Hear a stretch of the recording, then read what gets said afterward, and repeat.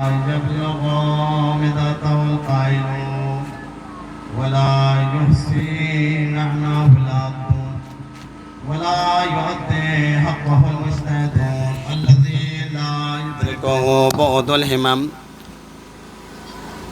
الذي لا يدركه بعد الهمم ولا يناله غوث الفتان الذي ليس لصفته حد محدود ولا نعت موجود ولا أجل ممدود فطر الخلائق بقدرته ونشرها برحمته والصلاة والسلام والتحية والإكرام على أشرف الأنبياء والمرسلين سيدنا ونبينا وشفيع ذنوبنا أبي القاسم محمد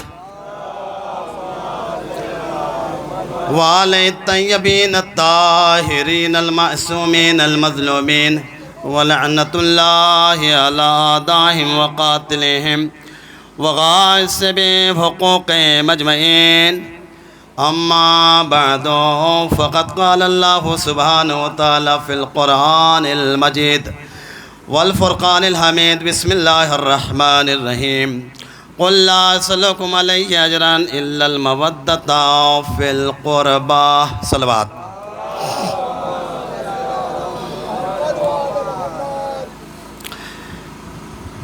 ابتدائی باتوں میں یہ عرض کر دوں کہ اس دوران اور اس انداز میں بیٹھنا بہت ہی مشکل ہوتا ہے، لہذا آپ بے فکر رہیں کہ زیادہ طویل گفتگو ہوگی نہیں، بس مختصراً تقریر آپ کے درمیان کچھ باتیں عرض کرنا ہے۔ چونکہ نوجوان زیادہ ہیں لہذا کچھ باتیں اپنے ہم سن اور کم سن نوجوانوں کے حوالے کچھ باتیں عرض کی جائیں۔ قل لا أسألكم علیہ اجرا الا المودۃ فی القربى قرآن مجید کی آیت کریمہ ہے جس میں اہل بیت اطہار کی محبت کو اجر رسالت کے طور پہ ادا کرنے کے لیے کہا جا رہا ہے۔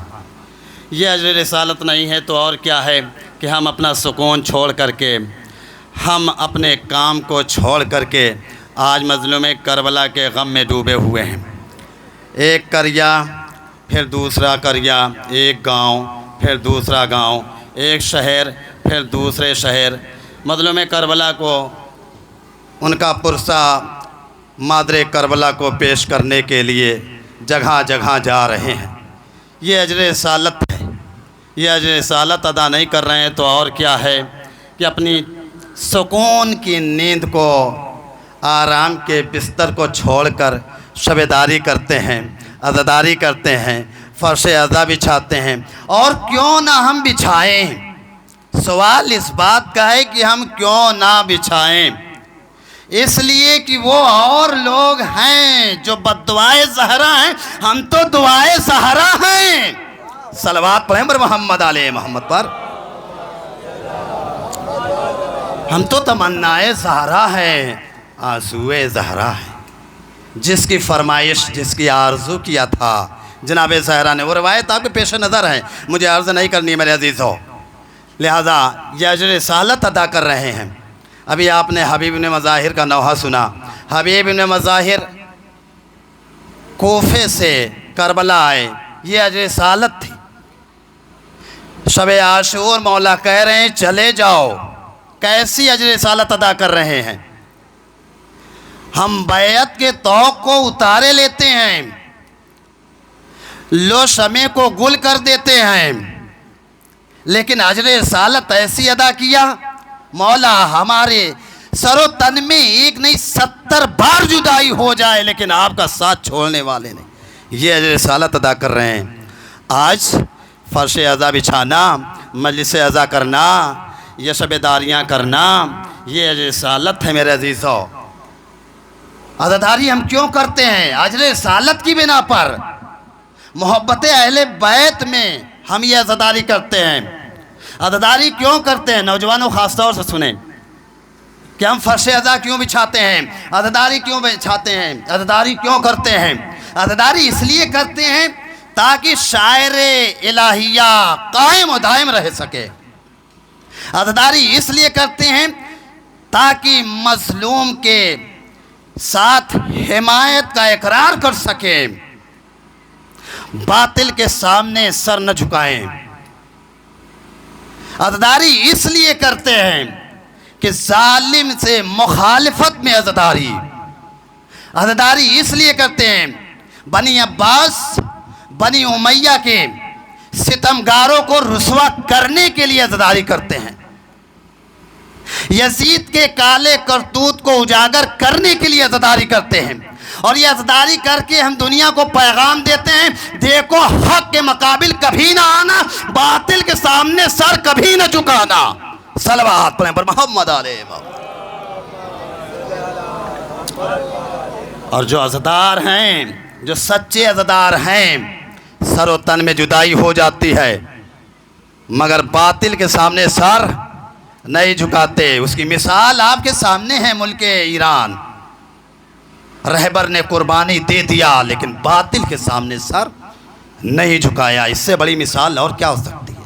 اور یہ عزاداری کو مٹانے کے لیے آج مدتوں سے کوششیں جاری و ساری ہے، مگر عزاداری کی ضمانت جناب ثانی زہرا نے لیا ہے، صبح قیامت تک باقی رہے گی۔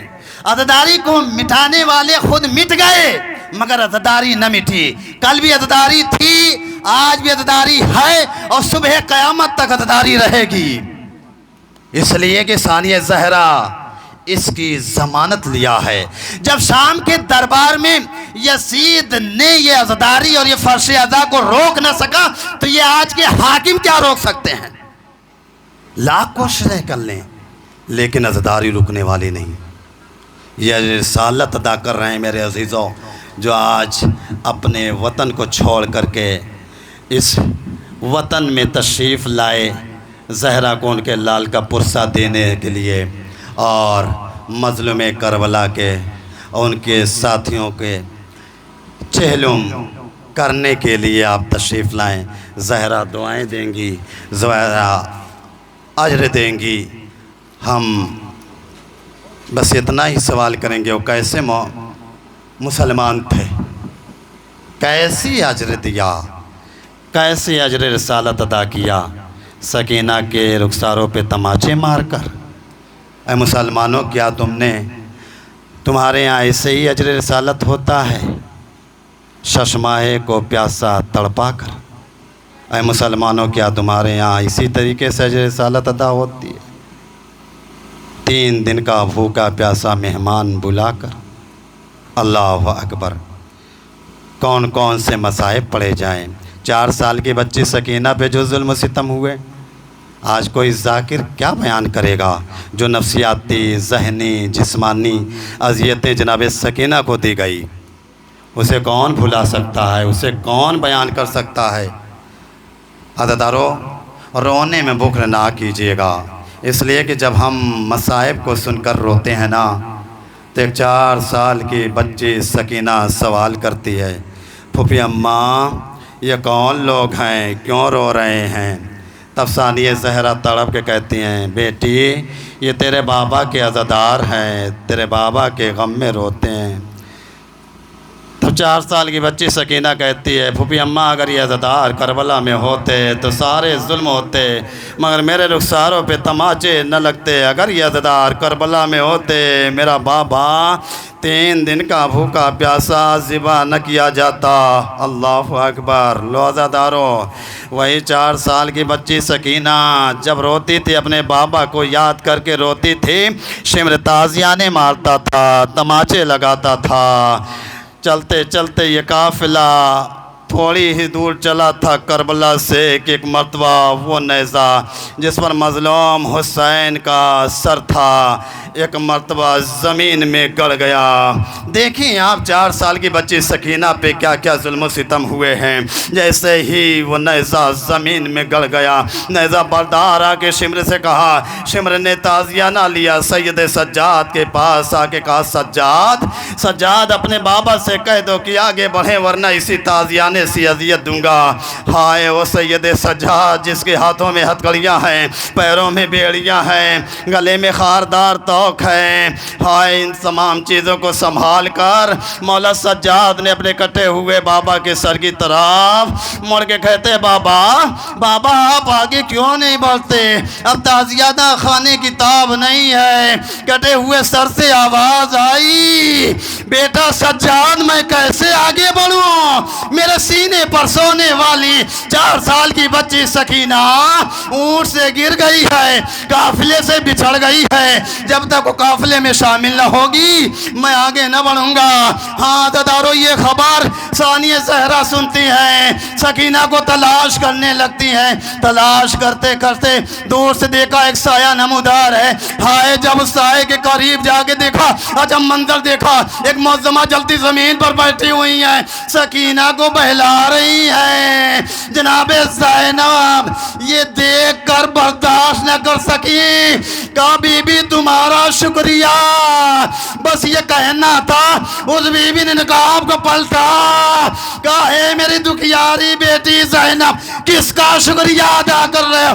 مارے میں کوئی اور نہیں، تیری دکھیاری ماں فاطمہ زہرا ہوں۔ ایک مرتبہ دکھیا ماں سے لپٹ کے تڑپ کے بیان کیا اماں گھر اجڑ گیا، ماں جایا شہید کر دیا گیا۔ اماں اس وقت کہاں تھی جب خیمے جل رہے تھے؟ اماں اس وقت کہاں تھی جب چادریں چھن رہی تھیں؟ لو عزادارو یہ قافلہ چلتے چلتے جب ایک مرتبہ کوفے کے شہر میں داخل ہوا تو روایت نے ملتا ہے کہ ایک مکان پہ بہت سی بیویاں بیٹھی ہوئی تھیں، تماشا دیکھ رہی تھیں۔ ہاں عزادارو بس 2 روایت آپ کی زحمت کو تمام کیا۔ عزادارو جب تک تصور نہیں کریں گے آل محمد پہ کیا کیا مصائب پڑے اس وقت تک آنسو نہیں گر سکتے۔ لو عزیزو تماشا آج دیکھ رہے ہیں، ظالم تماشائی بنے ہوئے ہیں۔ اہل حرم کو بے مخنوں چادر کوفے میں لے کر کے آئے ہیں۔ ایک کوٹھے پہ بہت سی عورتیں تھیں، تماشا دیکھ رہی تھیں۔ جناب سکینہ کو نڈھال دیکھ کر ایک بی بی نے ایک سوال کر لیا، جناب زینب سے سوال کیا اے بی بی اس بچی کا بابا زندہ ہے؟ کہا نہیں اس کا بابا کربلا میں شہید ہو گیا۔ کہا میں نے سنا یتیمہ کی دعا بہت جلد قبول ہوتی ہے، اگر یہ یتیمہ ہے تو میرے لیے چند دعائیں کرا دیجئے۔ کہا تمہاری کیا دعا ہے؟ بس عزیز تو سنیں گے عزادارو۔ اس بی بی نے کہا اس یتیمہ بچی سے دعا کرا دیجئے۔ میری پہلی دعا یہ ہے کہ جیسے یہ یتیم ہوئی ہے ویسے میرے بچے یتیم نہ ہو۔ ننھے ہاتھوں کو اٹھایا، کہا اے میرے اللہ جیسے میں یتیم ہوئے میرے اللہ اس کے بچے یتیم نہ ہو۔ دوسری دعا کیا ہے؟ کہا مجھے مدینہ جانا بہت جلد نصیب ہو جائے۔ عزادارو کوفے میں جناب زینب نے جیسے ہی مدینے کا نام سنا تڑپ گئے۔ کہا مدینے میں کہاں جاؤ گی؟ کہا محلہ بنی ہاشم میں۔ کہا وہاں تمہارا کون رہتا ہے؟ کہا وہاں میری شہزادی رہتی ہے، وہاں میرا آقا رہتا ہے۔ کہا تمہاری شہزادی کا کیا نام ہے؟ کہا اس بلوائے عام میں اپنی شہزادی کا نام نہیں بتا سکتے۔ جناب زینب تڑپ گئیں، اگر شہزادی کا نام نہیں بتا سکتی دیکھے گی تو پہچان لے گی۔ کہا میں نے قرآن انہی سے سیکھا ہے، کئی مدتوں میں نے ان کی خدمتیں انجام دی ہیں، کیوں کر نہ پہچان سکوں گی؟ بس عزیزو ایک مرتبہ قیامت ہو گئی، جیسے ہی کہا میں پہچان لوں گی۔ ثانیہ زہرا جناب زینب نے چہرے سے بالوں کو ہٹایا اور کہا اے ام حبیبہ انا زینب بنت علی۔ بس یہ سننا تھا۔ ام حبیبہ ایک چیخ ماری، تڑپ کے بے ہوش ہو کے گر گئے۔ میں کہوں گا ام حبیبہ بس زینب کو دیکھا تھا، برداشت نہ کر سکے۔ ہائے زینب 70 قدم دور اپنے بھائی کے گلے پر شمر کا کند خنجر چلتے دیکھ رہی تھی اور فریاد کر رہی تھی اے عمر سعد، اے بسر سعد، تو کھڑا دیکھ رہا۔ انا للہ و انا الیہ راجعون، رضا بقضاء تسلیما لامر ماتم حسین۔